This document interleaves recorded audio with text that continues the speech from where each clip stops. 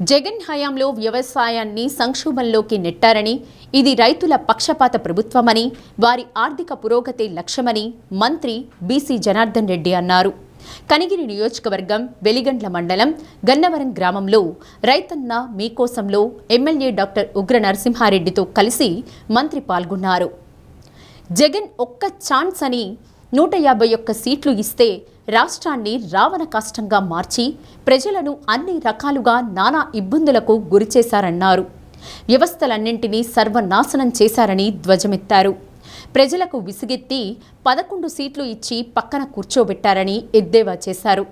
అయినా సిగ్గు లేకుండా రప్పా రప్పా అంటూ రోడ్లపై తిరుగుతున్నారని ఆగ్రహం వ్యక్తం చేశారు.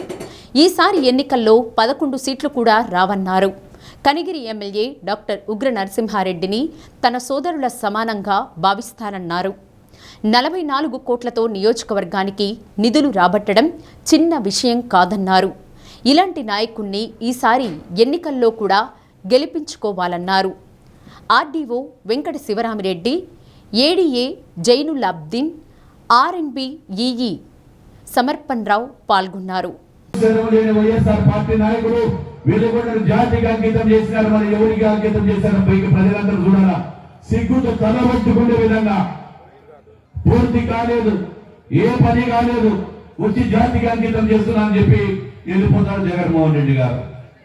ఈ రోజు మళ్ళీ గౌరవ ముఖ్యమంత్రి గారు మళ్ళీ వెలుగొండని ఏదైనా సరే ఎన్ని ఆర్థిక ఇబ్బందులు ఉన్నప్పటికీ దాన్ని మళ్ళా ముందుకు తీసుకొని పోవాలని చెప్పి మొన్ననే చెప్పడం జరిగింది. అదే మాట ఇచ్చినటువంటి ప్రకారం ఈ రోజు మార్కాపురం జిల్లాను కూడా జిల్లా చేయడం జరిగింది.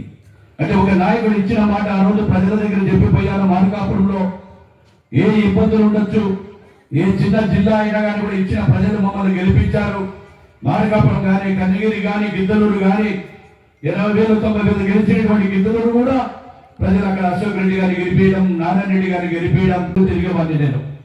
ఈ ప్రాంత బాధలు చూసాము, కష్టాలు చూసాము. ఖచ్చితంగా కూడా ఇంకా రాబోయే కాలంలో ఏదో చెప్పారు, ఇప్పటికీ కూడా రోడ్లు కొన్ని చెప్పారు. ఖచ్చితంగా కూడా నేను, ఎందుకంటే ఆర్థిక ఇబ్బందులు ఉన్నాయి కాబట్టి కొన్ని పరిస్థితులు వెంటనే చేయలేకపోయినాం.